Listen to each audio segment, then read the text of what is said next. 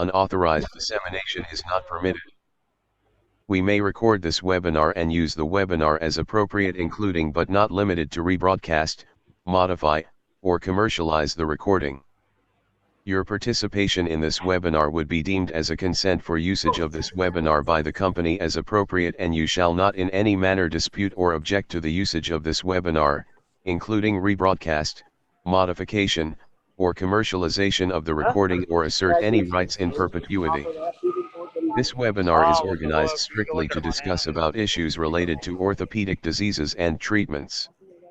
Any issues related to COVID-19 treatment will not be discussed or presented during this webinar. Thanks everyone for your patience hearing. I'll quickly introduce our faculty for today.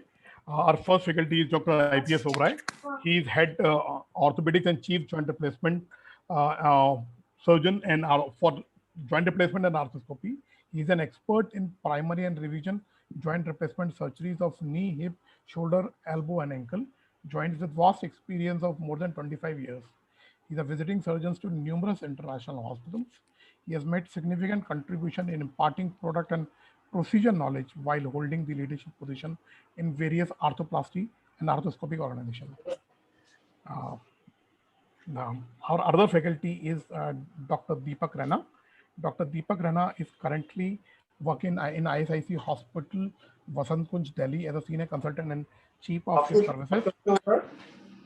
He has a vast experience of more than 20 years. His primary work comprises of hip, knee, and trauma and plasty. He is an expert in trauma.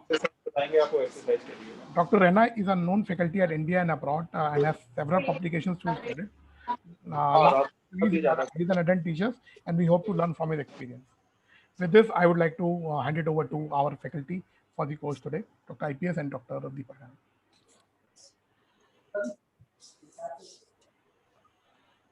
Hi friends, good evening. Welcome to educational platform, platform 360. Let me quickly mute everybody. Yeah, there's a lot of physiotherapists coming up. Yeah, I'll quickly mute everybody. It's an interesting platform where we will discuss some interesting cases on shoulder trauma today. And we do have a continuation of shoulder arthroplasty. I'm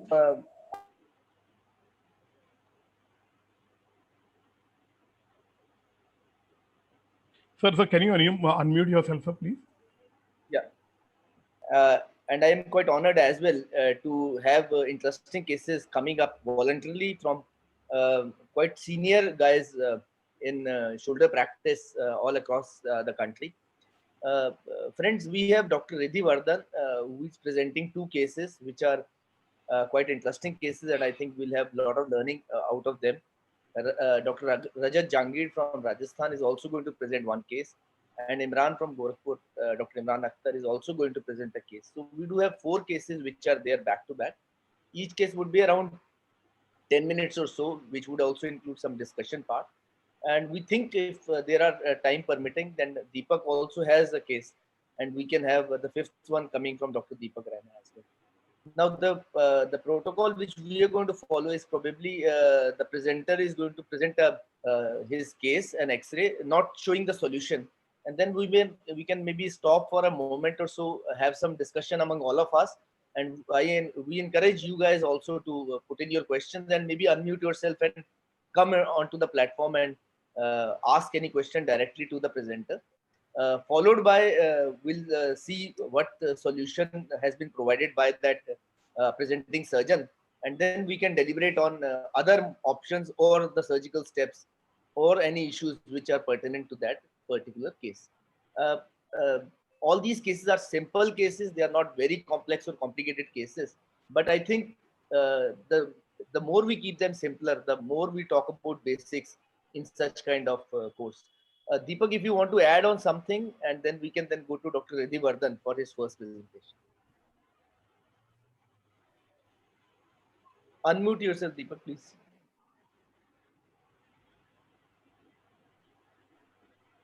Rohan, can you unmute Dr. Deepak Rana? Dr. Rana, can you unmute yourself? Otherwise, I'll do it, sir.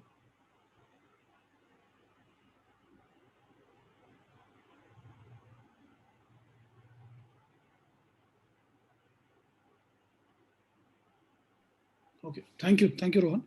So at the end, we can have a take-home message of what was probably done right, or if anything was done wrong, so that we don't repeat the same mistakes. No? I think we'll conclude with that once the things are done, and we can start with Dr. Redhivarman right away. Sure. Okay, Dr. Redhivarman. So if you can introduce yourself briefly and then share your screen as well. So you need to unmute yourself. Unmute. Unmute, please. Rohan, if you can ask the admin, if you are the host, you can do that yourself.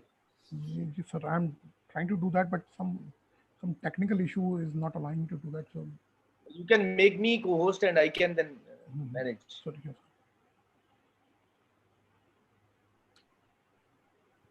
Dr. Redhivarman, if you can do it yourself, you can unmute yourself.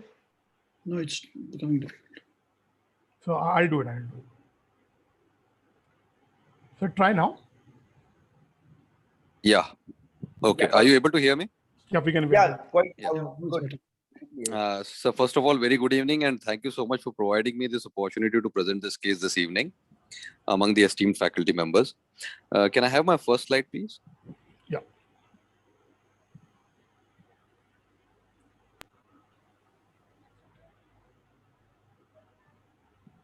So this is the shoulder case. Yeah, I'm sorry for the poor quality of the X-rays because at a very short duration of time, I was able to arrange the X-rays. This patient was operated around 10 days back by some other surgeon. When the patient presented to me, he was 10 days post-op. He had an extra-articular fracture of the proximal humerus. This is a pre-operative X-ray. He is a 40-year-old male. He's a known epileptic. He's a known alcoholic. And he came to me with, next slide, please. No, this is not the next slide. No, the post-op X-ray. Okay, can we wait? Yeah. Okay. Yeah, this one on the left side. The last slide and the left side one. You have to zoom it out. Left side. Zoom it. Zoom it, please. Zoom it. So the patient presented to me 10 days post-op, operated by somebody else, known epileptic, known alcoholic, had a history of fall again after the surgery and came to me in this situation. With a severely comminuted proximal humerus fracture with implant in failure, broken screws, with serous discharge. And I would like the guidance of the esteemed faculty members how to proceed further. Okay.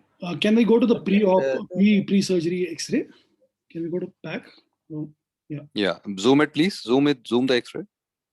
Yeah. So extra-articular proximal humerus fracture, no comminution. Yeah, probably maybe a greater tuberosity fracture as well.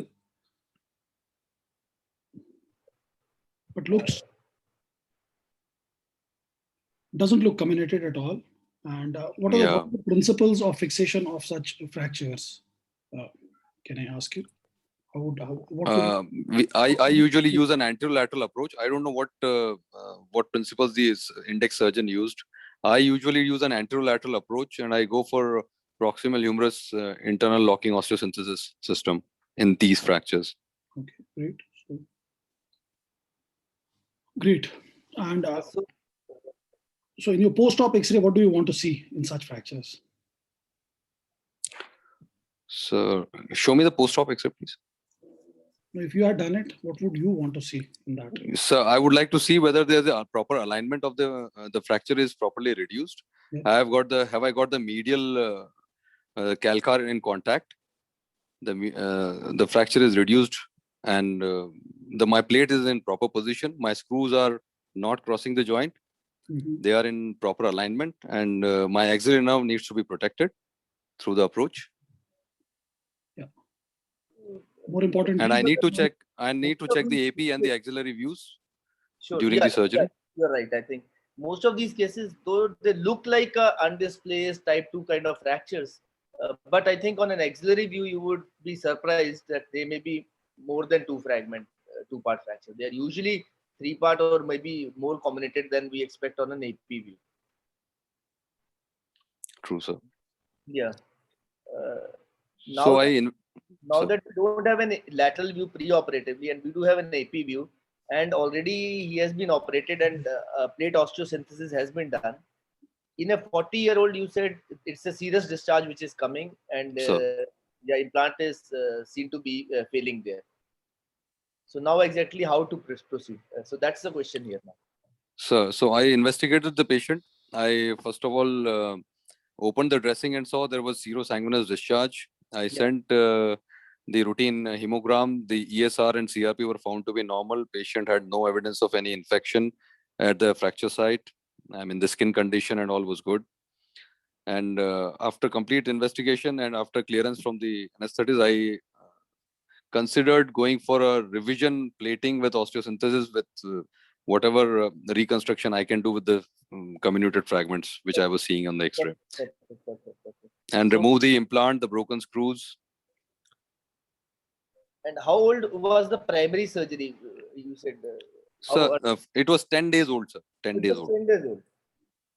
Just 10 days old. So had he, probably he's an epileptic guy. He might have an epilepsy, or during, because he's an alcoholic as well, he might have fallen down actually. So he fell down beyond doubts, but it is difficult to say whether he had an epileptic attack during the event of trauma. That is difficult to. Because in 10 days, implant failure is only due to an epileptic episode or falling down. It can't happen. Sir. Yes, sir. There is either of the possibilities there, sir.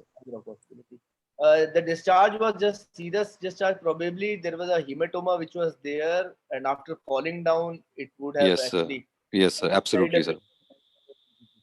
I think you were right. You took cultures and you made sure that it is not infected, and then you wanted to remove the implant and put the things back. So if you can share them some tricks, because these are difficult cases. The tuberosities are displaced.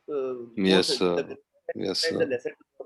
And you really need to search them because they have actually gone back. And I've got intraoperative photographs, sir. It was a nightmare for me.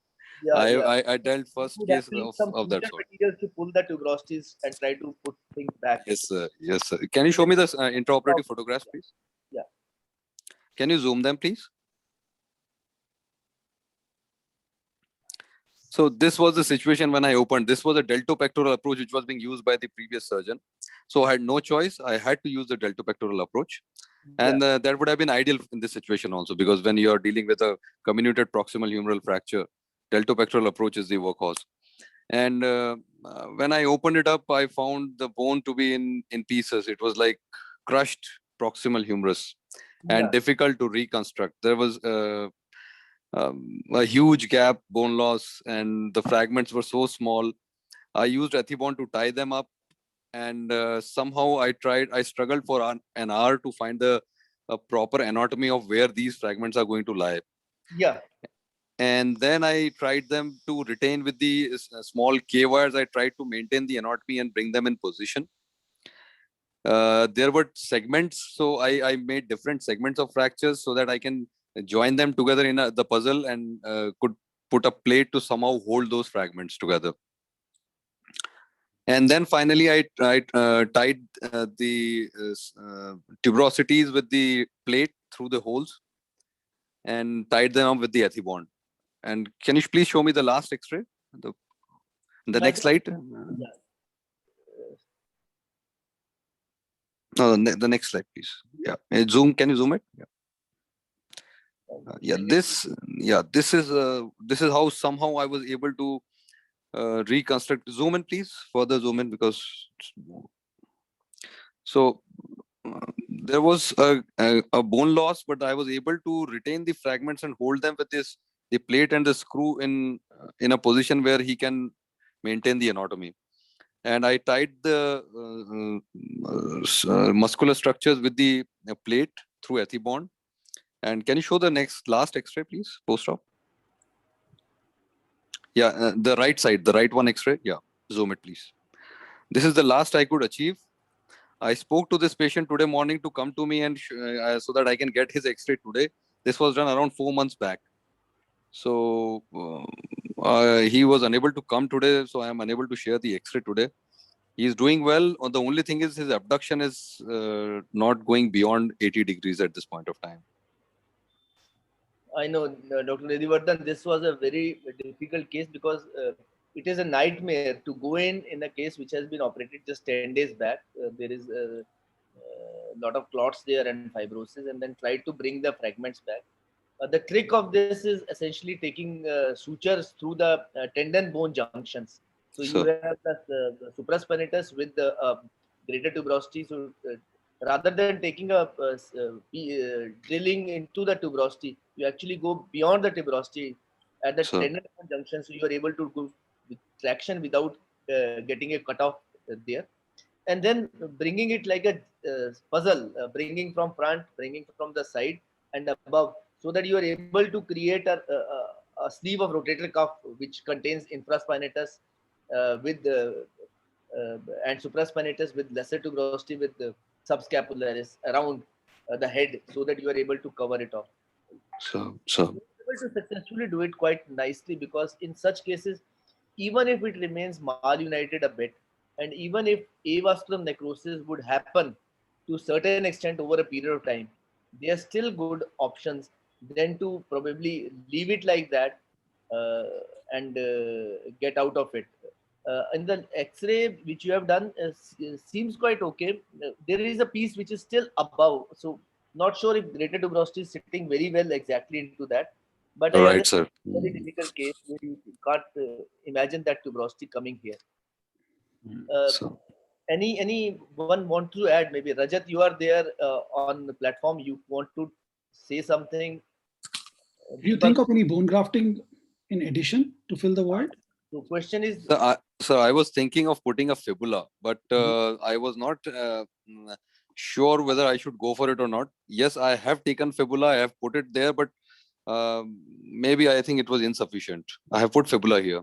Okay, you already put fibula here. Okay. Yeah. Medial aspect between the head and tuberosity. So it's so in the canal, sir, between the head and the metaphysis. Okay. Okay. It is lying just behind the plate. Great. But I was in doubt whether I should need. I was thinking that I should have taken graft from iliac crest as well, because there was a huge void. Generally, metaphyseal voids will fill up if you. That graft will work very well in proximal humerus. Yeah. So if the voids are there, but if you are covering it and then you're putting in a plate on top of it, the voids will fill. So iliac crest graft generally is not required for such voids, post-traumatic voids. Good job. The idea is that even primary fixations or revision fixations, the greater tuberosity should be at the level just below the head. So you need to pull that tuberosity more down and then try to plate on top of it. If that is not possible, at least tie these ethibonds which you have put through the junction of the tendon to the tuberosity and tie them to the plates. But I think it's still putting a strut graft is a very wise thing which you have done, because probably that is one of those reasons which gives more stability to such construct. Being an epileptic and an alcoholic, you never know, he may fall down and may break it again. So it's always better to protect it by putting a bone graft and strut graft. It just adds to the biology of the fracture really. So great. Would you want to continue with your second case back to back? Yes, sir. Yes, sir. Yes, sir. I would.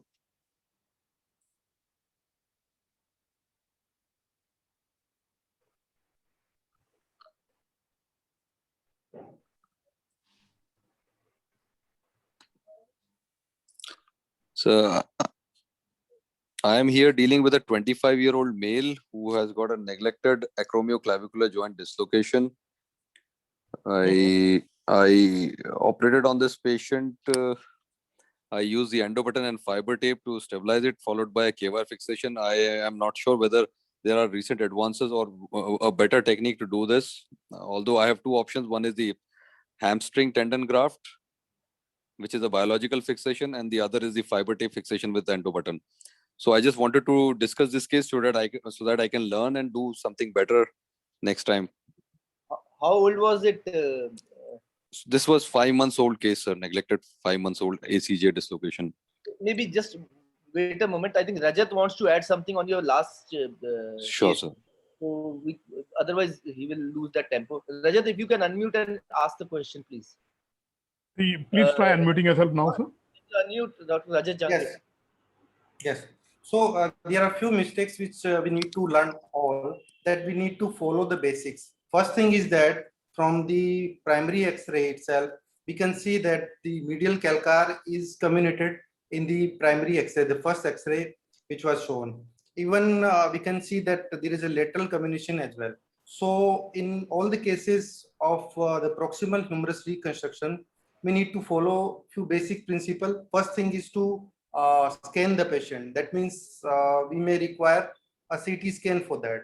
And always follow few basic things is that the tuberosity reconstruction. We always require a tuberosity reconstruction in those cases, calcar reconstruction, metaphyseal void that can be managed, but the calcar formation, the calcar, the medial calcar replacement or the maintenance, and the tuberosity reconstruction is must in all the cases which are 4-part, 3-part. So in these cases, we need to follow these basic principles. And your case was extremely difficult as there was the infection as well, and the bone quality was very much poor. So in that case, it was very difficult to maintain, but we need to always follow these basic principles. Thank you, sir. Thank you very much. Great, Rajat. Thank you, sir. Thank you very much. There's a question as to what was the reason, what was the indication for primary fixation? Primary, should we leave them conservative or should we operate?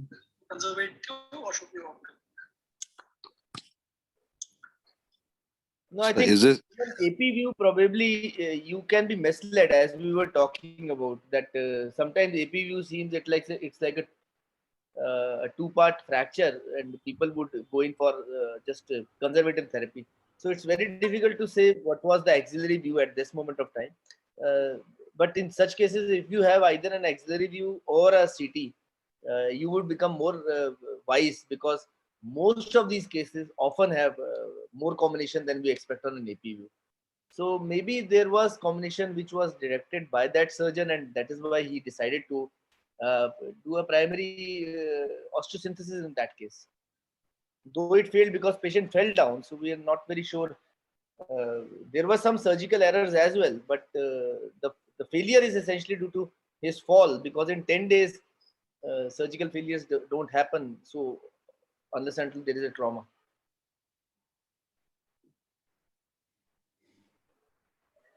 So probably we'll go back to your case.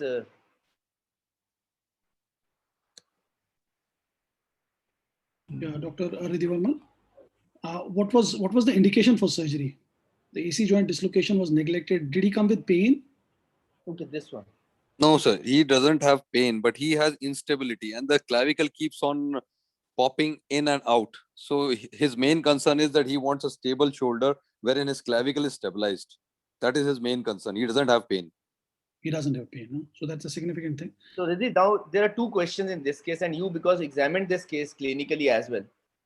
Was the mobility of clavicle up and down, or it was an anterior posterior instability also quite Sir, frank? there were both the components, sir. There were both the components. Okay, so when there are both these components, in such a case which is 5 months old, there is damage both to the coracoclavicular and acromioclavicular. True, sir. And in such cases, just a synthetic fixation will not work. It's going to fail sooner or later. Sir. In such cases, you would definitely need an autograft to augment whatever fixation you're doing. And in addition to reconstructing the acromioclavicular ligament, which is essentially both the conoid part and the trapezoid part, you would also need to do something about the acromioclavicular capsule area, where you have to augment it anterior and posterior so as to prevent the AP instability.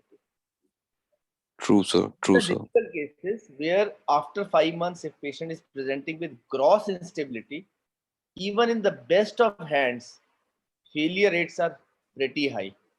So, So you won't be surprised to find this patient coming back after 4 months or 5 months.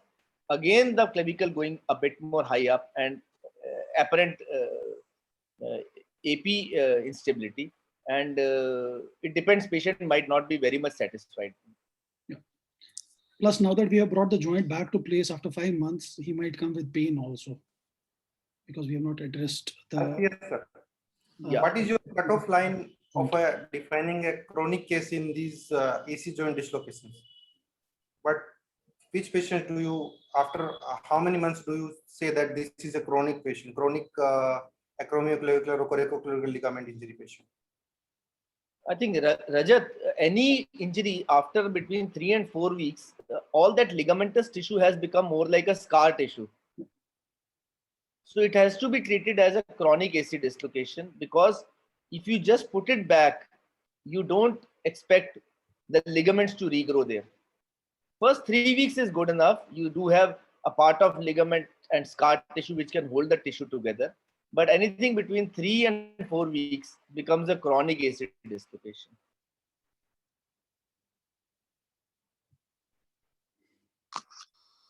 Yeah. And number two was that in such patients, even if you are using a fixation device like a endo button to reconstruct with a fiber tape, reduce the joint to the coracoid, there are evidence that if you're not using a soft tissue graft, at least put 2 implants if possible. so Because the acromioclavicular, the coracoacromial ligament has got 2 parts, the conoid part and the trapezoid part. And both work differently and both have their insertions at different points. So you have to space them out, and then instead of a single endo button, you might go ahead to do either a 2 buttons, or there are new implants like dog buttons which are there, which can be added on, which gives larger surface area to help healing.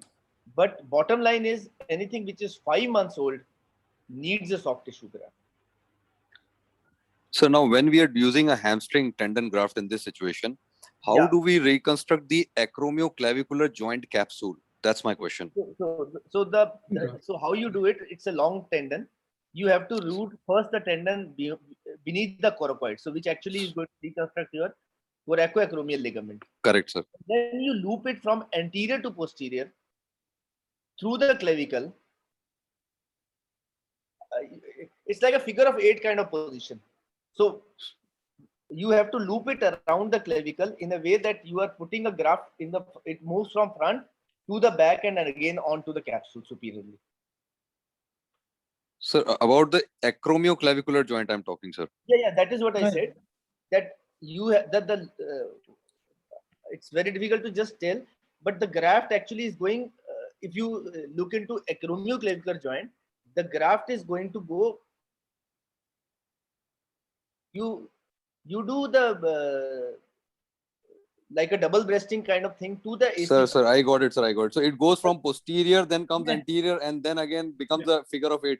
Got it, sir. Got it. Yes, exactly. So then you will have 2 knots, one for the clavicular, coracoclavicular reconstruction, and the second for the acromioclavicular. Now these knots become very prominent over the skin. How do you become prominent? They become prominent, and that is why you have to bury the knots, or instead of ethibond, try to use fiber wire. Yes, fiber wire knots are a bit more thinner, or maybe ultra braid also is a good and thin knot, but ethibond number 5 makes bigger and thicker knots. And so in these situations, if you are in doubt, do you put a K wire through the joint like I have put? Is it indicated? It's actually not recommended, but even if you have put it, it is better to remove it by end of 3 weeks or so. Sir. And what should be the rehabilitation protocol in such situations, sir? Very slow, very slow. First 4 weeks is essentially you don't allow them too much of movements, especially lifting any weight. So arm has to be in a pouch where even the weight of the arm should not be transmitted to the AC joint. But after 4 weeks, then you become much more. But you have to be slow on this. Soft tissue grafts would stretch over a period of time, and that is why along with soft tissue graft, you have to put either a fiber tape or a Athemon suture as well, so that you do have primary stability by the device like what you have put. This gives primary stability, and the soft tissue graft would go a long way to provide secondary stability over the period. So in my previous cases where I have done the endo button with fiber tape, I have seen in the due course of time, there is a bit of laxity. Does it happen with every case, or it has happened with me? It happens in almost every case. It happens in almost every case. And that is why patients need to be told that though you have either grade 3 or 5, whatever is the instability, you might go back into probably grade 1 or 2 AC subluxation. Yes, and the question which probably Rajat was putting was about chronic AC. A lot of these patients have already damaged their acromioclavicular joint. And if you put them back into the position, sometimes it's painful as well. So you have to go ahead and do a bit of AC joint resection sometimes in these cases. So that is the lateral end of the clavicle needs to be resected. Absolutely. The lateral end of clavicle, which is articulating with the acromion, needs to be excised so that it does not become painful, even if it is subluxating by grade 1 or grade 2. That is in chronic situations. In a chronic situation, in an older individual, sometimes the joint is not so great. So now my question is, sir, you told me that in clavicle you can put 2 endo buttons. So what should be the distance? Not in females. Sir, so when we are using 2 endo buttons for clavicle, what should be the distance of these 2 holes from the end of the clavicle laterally? If you are not excising the clavicle, then you have to be as lateral as possible for the first one. And the second one goes a bit more medial. Don't go too medial, because if you go more medial, because the lateral part of clavicle is flat, sir, and as you go towards the medial, it becomes more tubular. So you have to be in the flatter clavicle more laterally rather than medially. If you are putting it more medially, it's not going to hold. It's going to go up again. And any other concept, like it should not cross the line where the coracoid process is. It should not be more medial to the where coracoid is. It's very difficult to put that's also. how it's roughly said, because it has to be, one has to be straight onto the coracoid, the other one has to be oblique towards the AC joint. It should not be not medially, but it can err towards the lateral side. Except in the case where you're doing an AC excision, which is lateral and clavicle excision, where probably you can't go more lateral.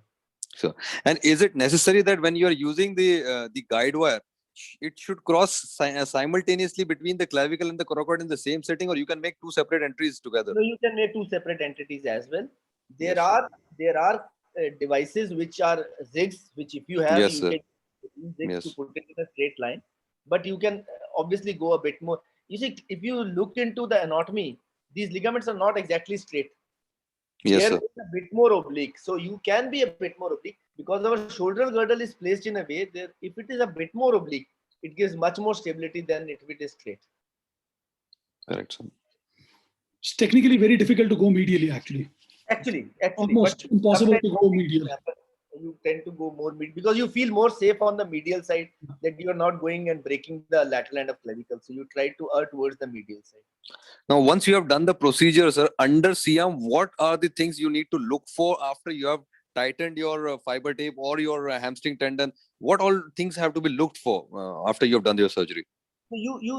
So it is better in such cases to use a suture configuration, which is actually a sliding kind of configuration. So I am not sure if we can talk about that because it's company based. But what we used to do is we used to have 2 endo buttons, and then you can loop a marcelin tape in a way it goes round and round. So the moment you pull the marcelin tape, 2 endo buttons would come more closer. Sir. And now you have devices which can compress that compression, which are something like like you use a tightrope. Again, not naming, but these are devices which are sliding devices. Yes, sir. So which means that once you are going to tighten those devices, there will be compression. And then you check that compression at with the CR. My question here is how do we confirm that the AC joint has come back to its position in both AP as well as in the lateral view? We are in the right position of our reduction of the AC joint. I think this is an open surgery. I think everything is right in front of you. In front of us. Yeah. Okay. C-arm is usually essential when you're doing an arthroscopic stabilization in such cases, not in in an open scenario. And in such case where you are going to reconstruct the acromioclavicular ligament also, you are opening the AC joint right in front of you. Yes, sir. Yes, sir. Yes, sir. Yes, sir. Don't worry. So quite an interesting case, I think, and congratulations, because you are in a habit of taking complicated cases on your head. People would usually make these patients go away. And both these cases were difficult. For sure, they were difficult. They were not for a light-hearted surgeon, because at the end of the day, patients ask for results. And so let's see the tips of your surgery if you can show us. No, no, I have not made the slides, but yes, what I have learned from you right now, yes, hamstring tendon is the procedure of choice for ACJ reconstruction. The proper assessment of the acromioclavicular joint is important. You need to see the mobility both in the anteroposterior and the mediolateral plane. And accordingly, you need to reconstruct the acromioclavicular joint capsule as well, not just the coracoclavicular ligament. Yeah. And rehabilitation has to be slow, which I have learned right now in our discussion. And better devices for better compression. Yeah. So I think great. Most of the post-op X-rays will be subluxed, but the patient will be doing pretty well.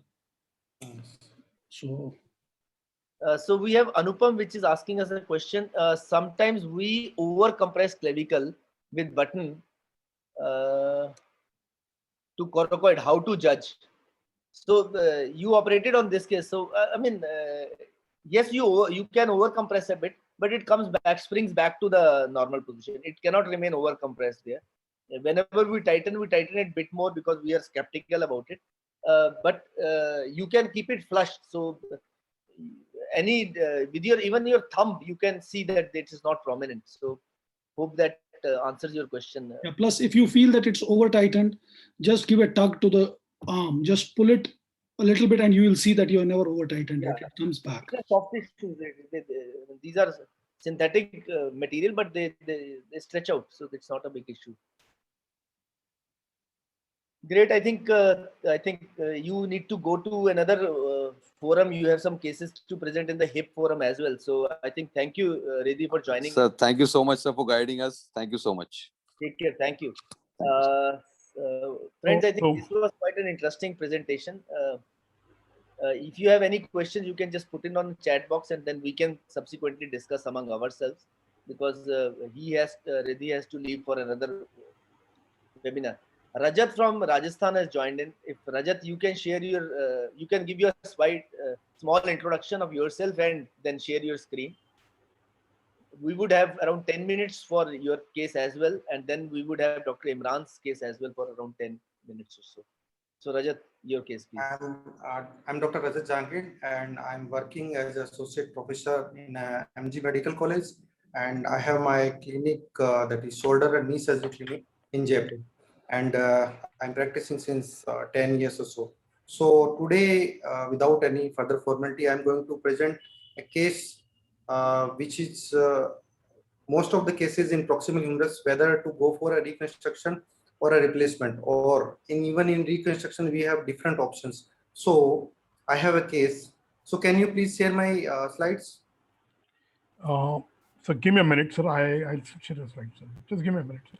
Or I can share my screen. Yeah, please. Sir, I have your slides, but I have not saved them, sir. Just give me a second, sir.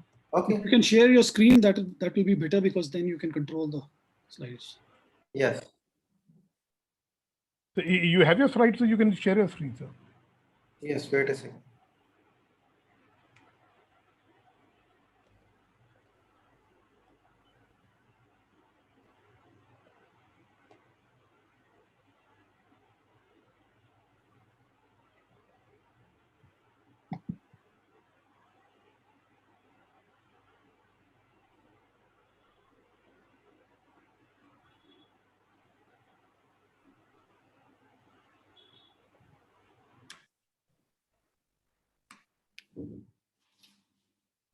So this is my case, 52-year-old male patient, and who has suffered a polytrauma. And this patient is 2 times kidney transplant patient. And this patient immediately after trauma went to ICU and he was on ventilatory support. And his renal function was all deranged. So this patient sustained a tibia fracture. And this patient was on a ventilatory support. So this is the X-ray which was done, portable X-ray, which was done at the time of admission. And do we need to go for more investigation? My question to the panel. Is I it think CT is must. Yeah. Are you clear with what you are facing here, particularly when it's a few weeks old? So I'm not very sure about what is happening here with the head. This is just a portable X-ray. CT scan before we go for a surgery, a CT scan. He's on venti and probably taking a good X-ray view might not be easy. On this X-ray, it shows that there is some element of renal bone disease as well. His bones don't seem good. Yes. I'm not very sure about the quality of bone, but they don't seem good at all. Such patients are probably on some amount of immunosuppressors as well. Yes. And the joint doesn't seem good. The head doesn't seem good at all. And the bone quality doesn't seem to be good. So whenever you plan in such cases, which is 52-year-old, who is an 2 times KTP means probably he has been on a long-standing immunosuppressors, which also includes sometimes steroids. The quality of bone doesn't really seem good, and X-ray, which is not a very good quality because of portable X-ray, but definitely shows that the head is not good and the bones are not good. So CT is must to plan. So we proceeded with another X-ray that was again portable. Okay. So that is the next X-ray, and we could get some input that there is some amount of combination. There are multi-fragment, and there is a likely head split.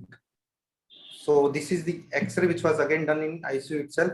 So next we went for the reconstruction of the femur and tibia. That was done after 7 days, and patient got somewhat stable. And this was the CT scan done at that time. So next, your input, sir. Rajat, it's a classical case where head is split. Yes, sir. You have a very bad head, which is in the SAT sections. I mean, the head is split badly. You have a piece which is there, and then there is a tuberosity which is gone back and behind. Yes, even sir. the lateral tuberosity is broken. So it's badly complicated, especially these sections which are on the down left on my side. Yeah, probably it's a fracture dislocation with the head going posteriorly, completely subluxing. Completely dislocated actually. So actually the head impacted onto the glenoid and it just broke. So you do have a head. So if you realize this injury before you go in for a surgery, you might be able to reconstruct it. Osteotomizing the lesser tuberosity gives you access to the head, which you can actually reduce back. And if you're able to reduce back the head, then you can think of reconstructing. Because once it is a week old, it's very difficult to retrieve this head from that posterior part. Rajat, if you see the patient in totality, yes, sir. He's 52. He's already had twice renal transplant. Yes. His bone quality seems to be compromised. Yes. All these sections shows a badly comminuted proximal humerus and a head split. Chances of you to get out of this case by reconstructing are hardly negligible. So which are your indication for? I would actually keep as a hemi as a backup in such case and discuss it with the family, because even at age of 52, you might have to go ahead and do a hemi with the tuberosity reconstructions.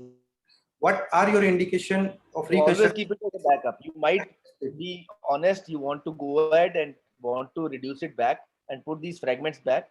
But more often than not, these heads are quite, it's bad. Yeah.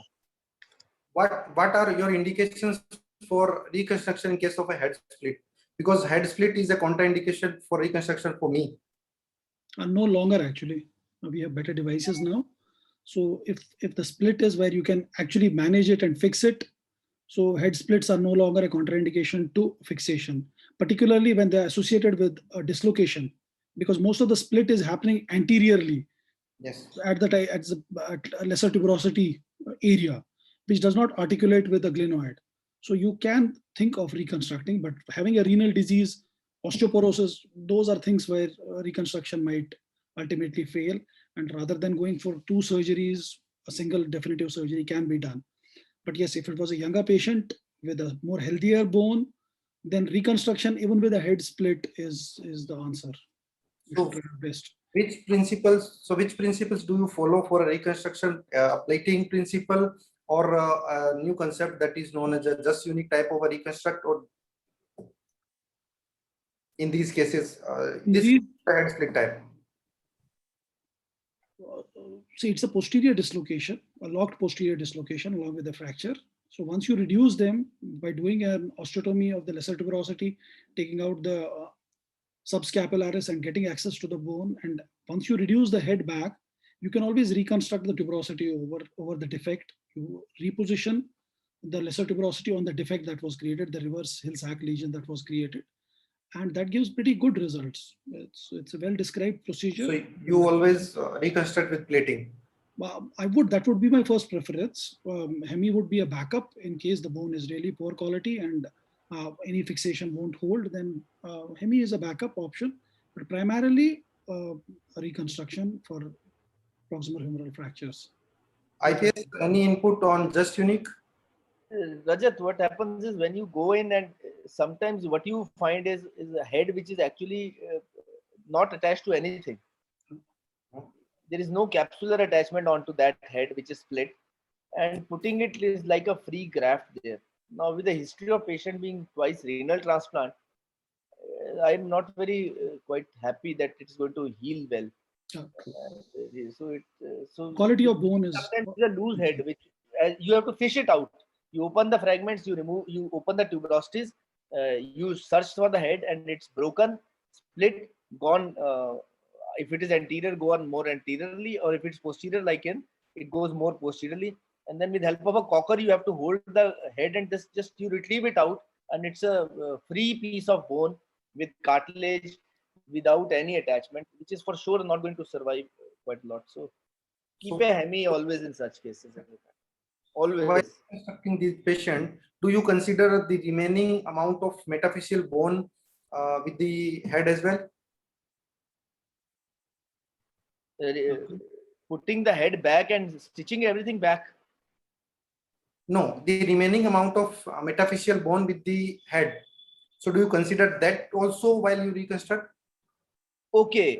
So if you have a head which has got a long sleeve of metaphyseal bone with it, yes, probably that is the case, which I think Deepak also wanted to point out, that if you do have a metaphyseal sleeve of bone which is down spike, you might try to put it back, but more often than that, it is usually a round piece of bone which is broken without any metaphysis there, and it's difficult to put it back. It doesn't. You are unable to salvage the humeral head. So everybody agrees that this patient is better to get for a replacement rather than a reconstruction, considering his bone quality, his status of twice renal transplant, more on a steroid, immunocompromise. So this patient, after he got rid of everything, that means all things settled, after a month, again called for a reconstruction around the shoulder. So these are few intraoperative pics. So this patient was taken in B chair position. The landmarks were identified. This was the status of the head, and this patient was. So we can see that it was a head which barely has a metaphyseal portion, and it is the head portion only, and there is combination as well. So this patient was. So this was done in this patient. That is exactly what we were talking. You were able to put the tuberosities on the side, and you were able to fish out the head, and head was a free piece of bone which was there. Bones, and the hemi replacement was done, and the tuberosities were reconstructed using the Ethibone sutures. So this is the immediate postoperative X-ray, and the second X-ray is after 3 months. So Any input on this, sir? Looks good. Looks good. You brought the tuberosities down and they're staying down after 3 months. Looks good. Did you use, Rajat, one question? Did you use the head and the metaphyseal part of the head as a bone graft when you were fixing these? Yes, all the bones available, the metaphyseal bone, the other bone which was available, it was used as a bone graft between the tuberosities. And the reconstruction of the tuberosities were two elements, the horizontal element and the vertical element as well. So, and could you tell us how did you assess the stability? Because it was a posterior dislocation and it stayed posteriorly for a month. Did you decrease the retroversion in this? Yes, I did decrease the retroversion. I took it around 10 to 15 degree only. So in most of the patient where there is a trauma, even in case of reverse shoulder, whenever I do it, I reduce the retroversion. I think probably this is very interesting case, Rajat, and what best you have done is putting the lesser tuberosity nicely in its place. The problem in such cases is to assess how high or how low the implant you are going to place, because the bony landmarks there are not at all present, and then you have to judge by your experience and putting the tuberosities back, that which is the way the depth where you have going to keep the implant. If you keep the implant too high up, it's going to impinge. If you keep the implant a bit more low down, it's going to subluxate.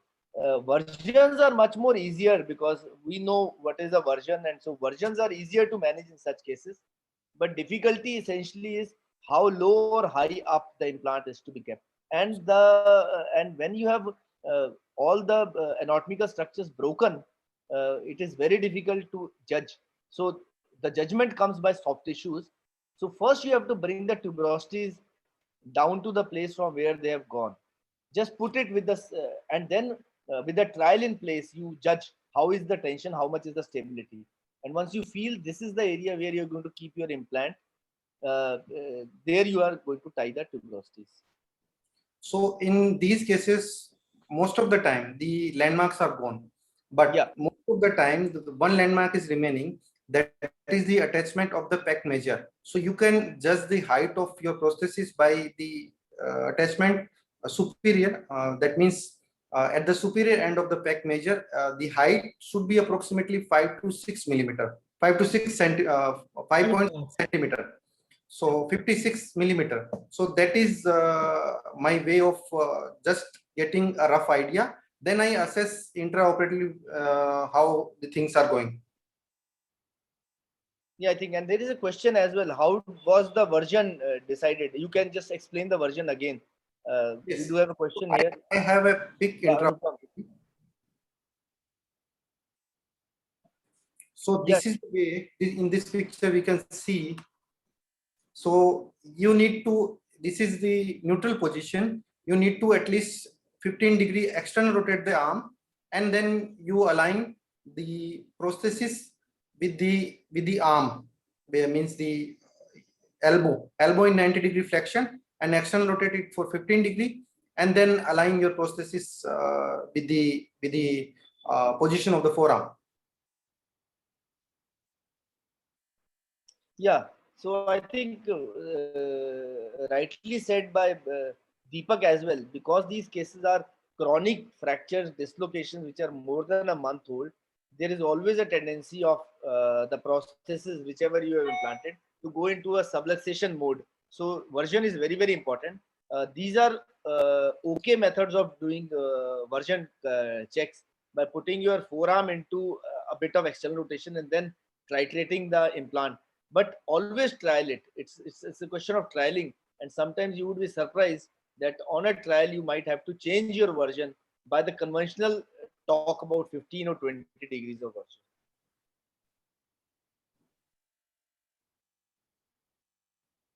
So let's go back into the post-op X-ray. Just have a look at that, and so yes. You do have a okay, great. So movements also. So can you show us the movements at? Yes, yes, I will show. So this is the 3 months X-ray. Patient is on continuous 3 months follow-up, and patient is on continuous rehabilitation.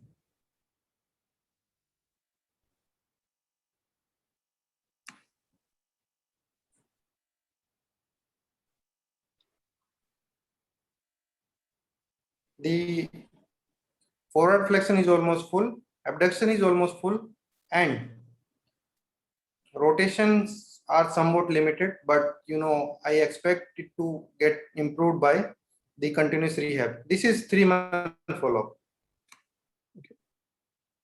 We trust you on that because we cannot see the movements here. We cannot see the video running. The video is not running somehow. But the contours look good. The shoulder looks pretty good. Well contoured shoulder.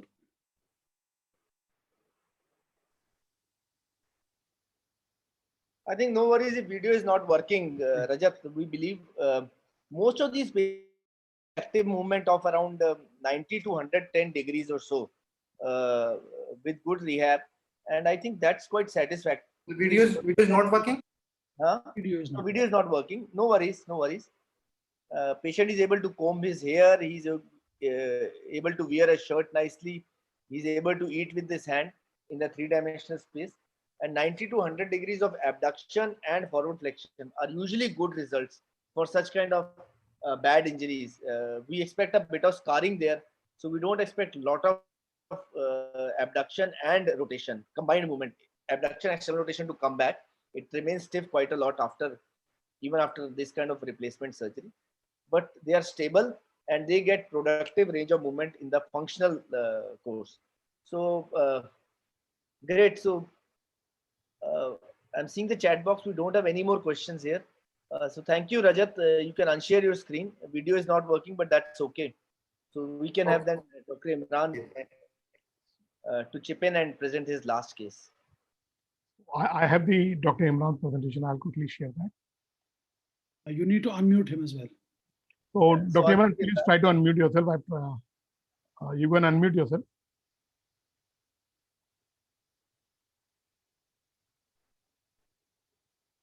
He's not able to do it.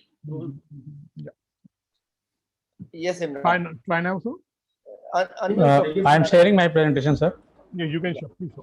Okay.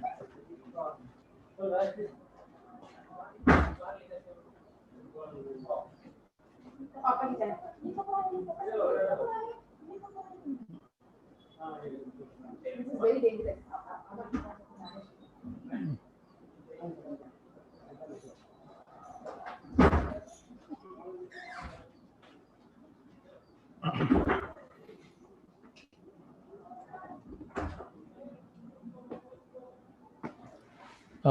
Am I audible, sir?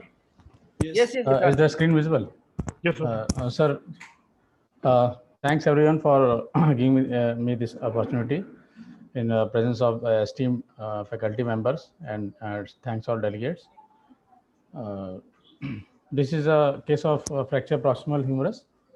And this is the AP view. This 56-year male, he was uncontrolled diabetic.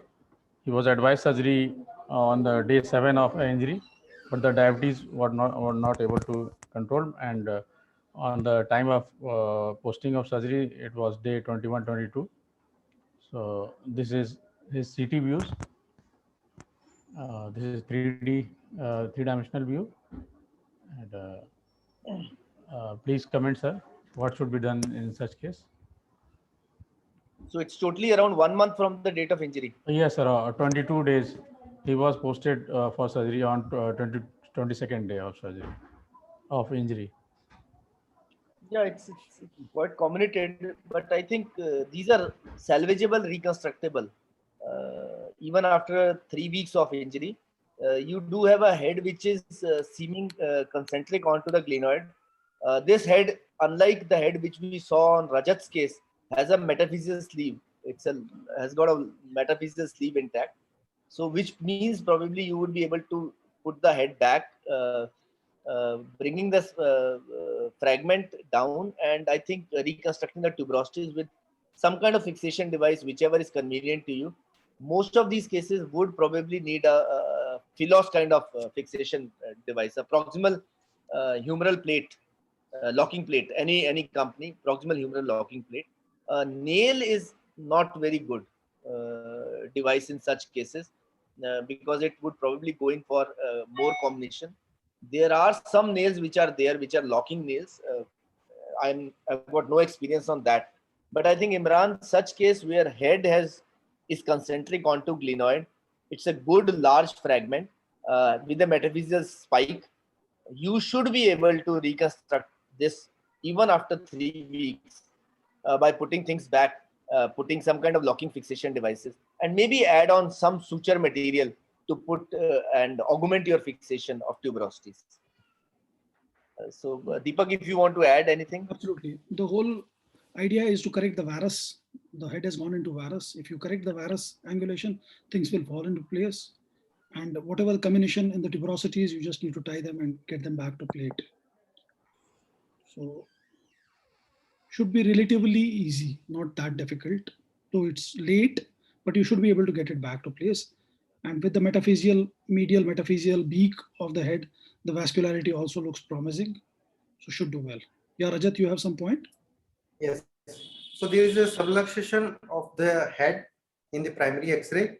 Yeah. So you should be careful of the X-ray now, and you should guard the patient that you might have an axillary nerve injury primarily, and this is a straightforward case where you can go for a reconstruction as there is a good quality bone, relatively simple fracture, but this is more so reverse oblique type of a fracture when we compare to hip fracture.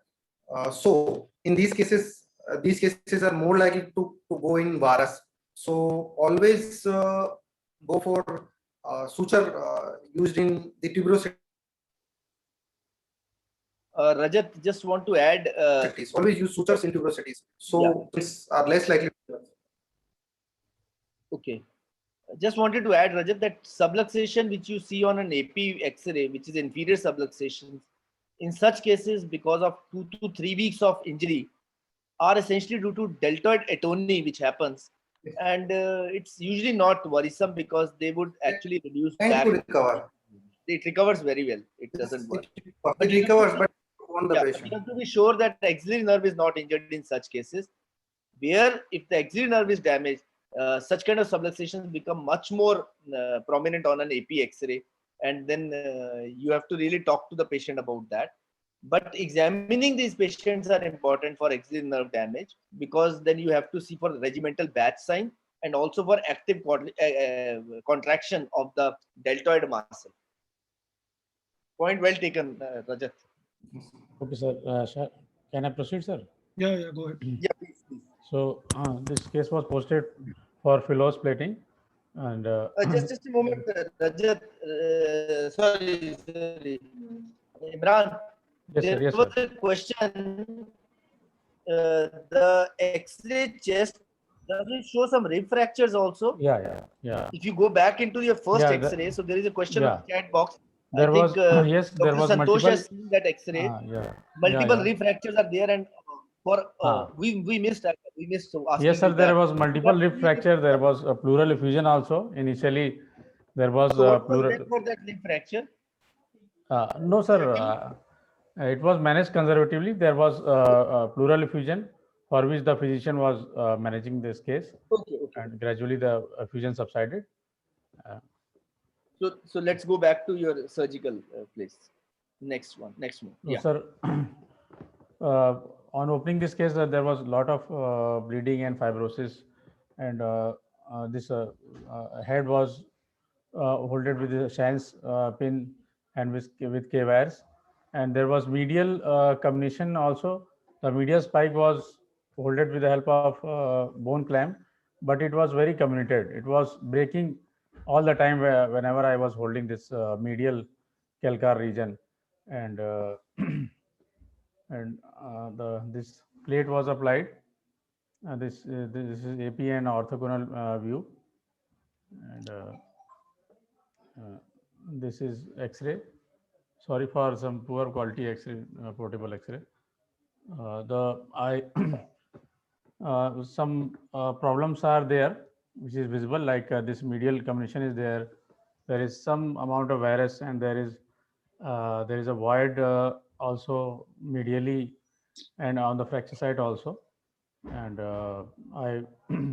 so what should be done for for future betterment.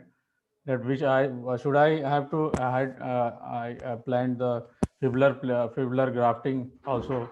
It would have been better, or how to fill this. The primary bone grafting should also be done in this case or not, for filling this void, and what better can be done in this case? Please comment, sir.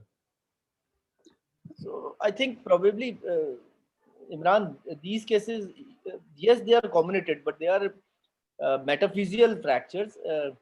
In a younger individual, you might not plan to do primary bone grafting in such cases. They heal pretty well if you are able to reconstruct the anatomy nicely.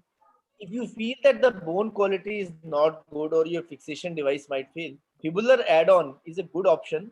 But again, we keep it usually for older individuals, not for younger individuals. You seem to have put it quite good. In spite of restrictions of implant and other things which might have happened when you start operating in such cases, there is a bit of varus, no doubt about it, and that usually amounts to surgery being compromised as far as results are concerned. But you would be surprised that these heal pretty well. So I'm not. I understand in chronic injuries which are 3 weeks, 4 weeks plus old, where they bleed quite a lot, there is a lot of fibrosis. Such kind of fixation is usually acceptable. You can go ahead and do it. You could have medialized your stem a bit more so that you are able to give it more of a valgus to the head. But overall, it's pretty well done. So I'm not quite afraid that this is going to fail sooner. So I don't think, don't worry too much about it. So Yes, I there want are to tips answer to one make thing it better. that It still seems good. sir, whenever we do fibular grafting, how much we have to insert the fibula in the head, and second thing that during the reduction process, when we see AP view, what rotation we should prefer, either of the distal shaft fragment. We should keep in the internal rotated view, or internal rotated, or we should keep in anatomical position of the arm during the reduction and issuing the AP view, sir. Can you go back, Rajat, to the reduction C-arm view? Yes. Back, one more back. Yes. Yeah, so here, one, you keep the arm in a neutral position if you are seeing the true AP, and you try to put a wire from the greater tuberosity and coming on towards the calcar sort of a thing, and then you try to pull it down so as to get varus in the proximal part. As you achieve valgus in the proximal part, that is when you fix these temporary K wires. So unless you have achieved valgus in the proximal part, fixing these temporary K wires and then plating on top of these wires is not indicated. So first, try to get some valgus, and the greater tuberosity is a good quality bone. You can put strong wires in that and pull them down so as to get valgus. Was I audible? Yeah, I think sometimes what happens is that on the table you are able to achieve good reduction, but as you follow these cases, you might be suspicious that some part of reduction is getting failed. Yeah. And that quite happens in such cases. And that is why probably in the age of patient 50, 55, where the bone is weak, sometimes we actually recommend putting a fibula in such cases if it is a poor quality bone. Because on table, sometimes you feel fixation is good. But as you follow these cases, you might feel that fixation has started to become a bit more loose. The screws start pulling out. And being a locking device, sometimes the whole implant starts to move out. So that's usually a source of worry sometimes. Yeah. Sir, Yes, how many developed. times would you use, sorry, Rajat, just a minute. How many times would you use a clamp to get it to place? Like one we see here.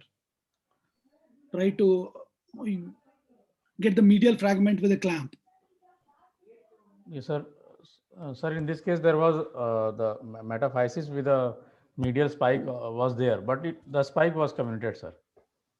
We generally don't go up to that place. We don't want to expose that Yes, sir. So spike or due to put a vascularity. clamp on that spike, Yeah, because yeah, that is yes, the that is the place where vascularity is going to come. We don't want Yes, to really disturb that, and don't try to expose that so as to hold it with a clamp. Yeah, so you usually utilize indirection reduction techniques because you don't want to manipulate in that area, because that's the area where blood supply goes to the humeral head. So you might land up with AVN at a later stage. But so do you have any follow-up X-rays, Imran? yes, sir.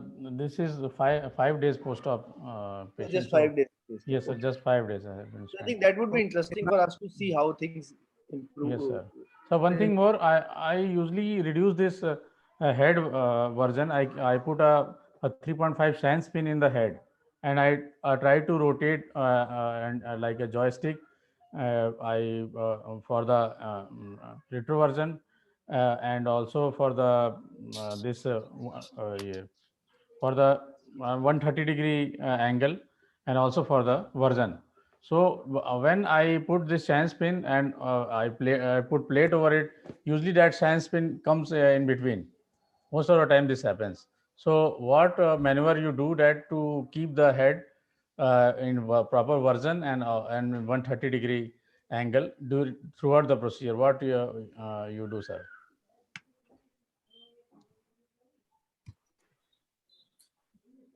Head usually don't move too much. It has got capsular attachments all around with the labrum. So don't worry too much about head. Head usually doesn't move too much. All you need to do is align your tuberosities and your shaft onto the head. So whatever is the right place, head is already found its place onto the glenoid. If it is not a fracture dislocation case, the head has got attached capsules and they are in that socket. So you just need to align the bones anatomically to the head which is there, and you don't need to hold the head by maybe transfixing the head to the glenoid in any of the cases. The capsular attachments are holding the head nicely. You just need to align your fragments towards the head so that you are able to reduce it to the head. But yes, in a comminuted area, sometimes identifying which is the best rotation for the distal shaft to put in, that is the version part, becomes a bit of challenge. But usually with the capsule which is intact in such cases, don't worry, even if the version is off by 5 to 10 degrees, it does not affect the functional outcome of the patients. Unlike replacement, where version has to be quite good, in osteosynthesis, because shoulder has got much forgiveness as far as rotation is concerned, even if your version of the distal shaft to the head is off by 10 or 15 degrees, it is not much of a worry. Don't worry that it is not going to subluxate or dislocate at all. Functionally, movements are still quite good.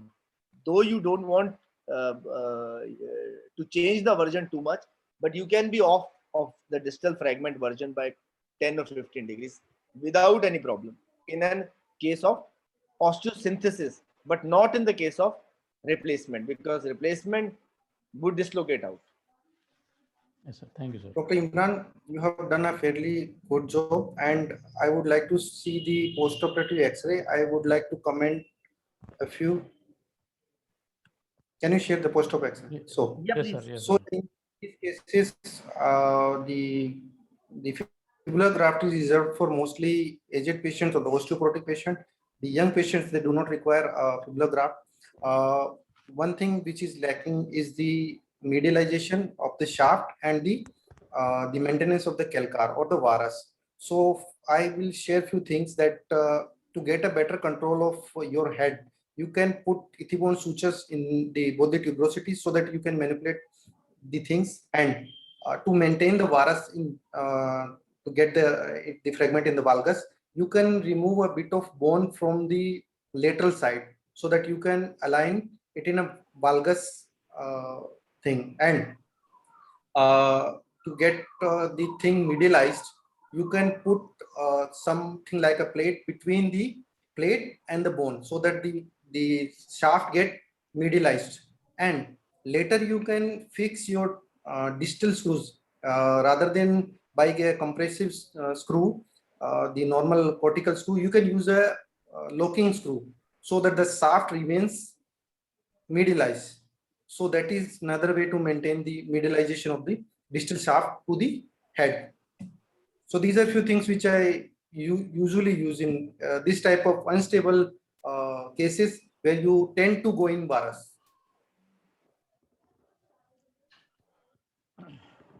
Yeah, thank you. Well said, Rajat.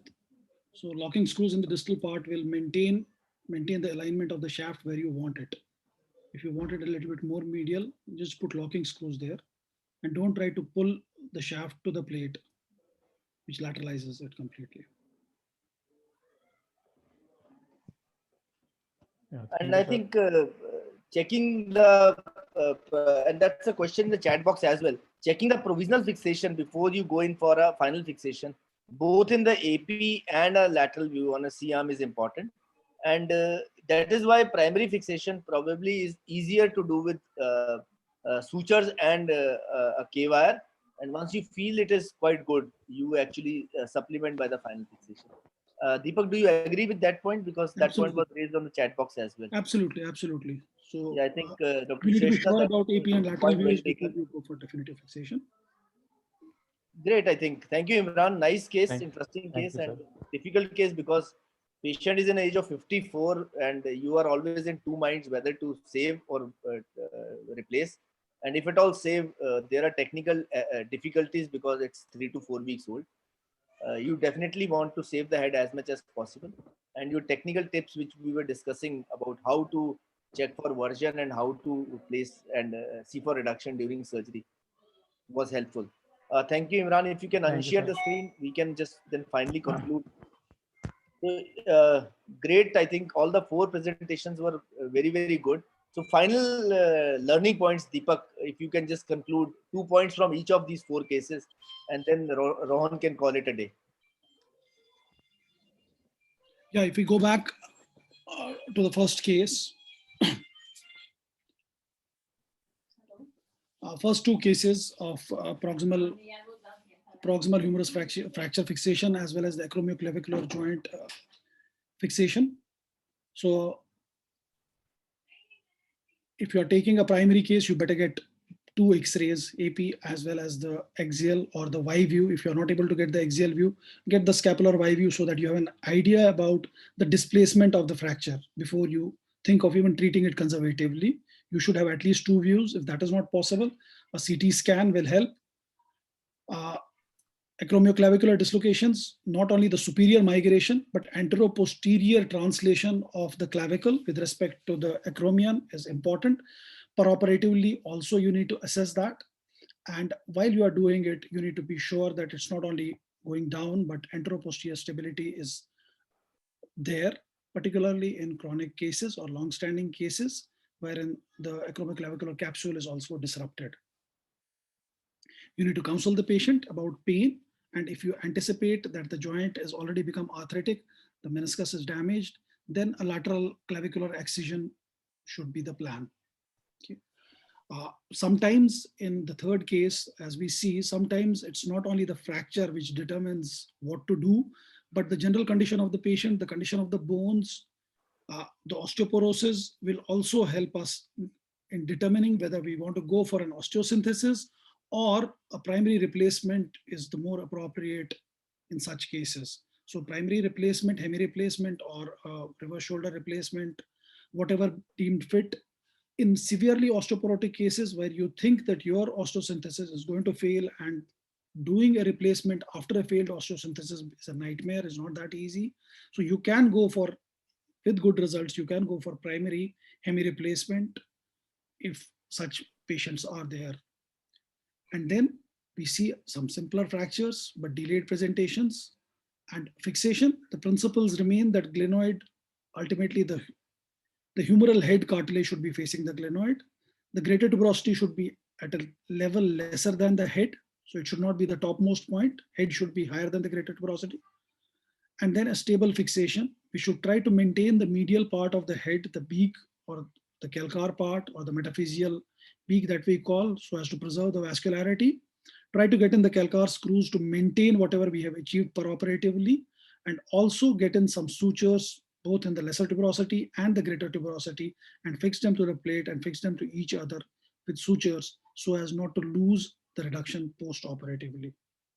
I think that concludes our 4 cases. Dr. IPS, your concluding remarks? Perfect. I think all points well taken. Thank you for concluding nicely, Deepak. Rohan, if you can just conclude, let's thank Imran, Rajat, Deepak for joining in, and all other members which are on the Zoom platform who have actually put questions.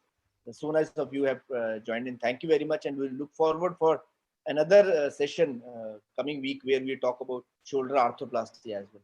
So Rohan, if you can just finally thank everybody. On behalf of Johnson & Johnson and Tech Synthesis, I would like to thank Dr. IPS and Dr. Deepak for your time. And it was indeed a great session, a great discussion. Very nice case shared by Dr. Imran, Dr. Rajat, and Dr. Siddhi Varman.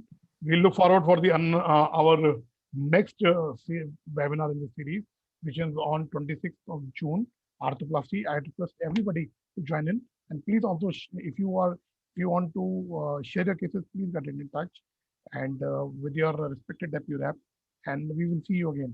Thank you, and thanks for your time. Thank you, Rohan. I think these small groups are always informative. Yes. And I would request everybody who are joining in, Dr. Bharat, Santosh, Dr. A.K. Singh, Rohit, Atul, Hitesh, please do present some case, maybe of shoulder arthroplasty, interesting case in our upcoming webinar. Thank you, guys, and take care. Thank you. Thank you. Deepak, thank you. Thank you, sir.